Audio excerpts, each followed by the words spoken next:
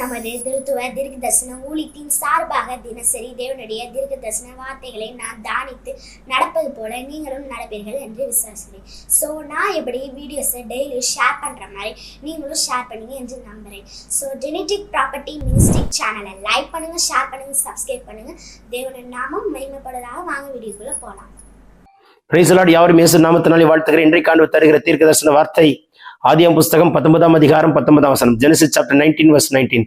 உமது கண்களில் உமது அடியானுக்கு கிருபை கிடைத்தது. என் பிராணனை காக்க தேவரீர் எனக்கு செய்த கிருபையை பெரிதாக விளங்க பண்ணினீர். மலைக்கு ஓடிப்போக என்னால் முடியாது, தீங்கியனை தொடரும், நான் மரித்து போவேன்.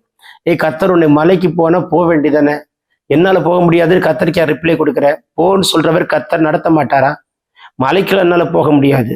பாருங்கள், எவ்வளவு கடினமான ஒரு வார்த்தை, எவ்வளவு துணிகரமான ஒரு வார்த்தை சொல்கிறான் பாருங்கள். மலைக்கெல்லாம் என்னால போக முடியாது, தீங்கி என்னை தொடரும். போன்னு சொன்ன பிற்பாடு எப்படி உன்னை தொடரும்?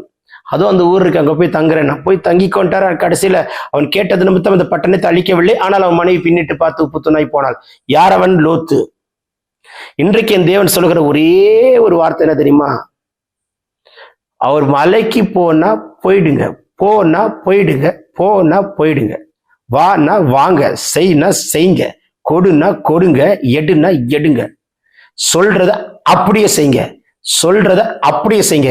இன்னைக்கு நைட் பெட்ல போய் படுக்கிறதுக்குள்ள இயற்கைக்கு அப்பாற்பட்ட அற்புதத்தை உங்க கண் பார்த்து இதனால நீங்க சாட்சியோடு நிற்க சொல்ல கர்த்தர் கிருபை தருவார்.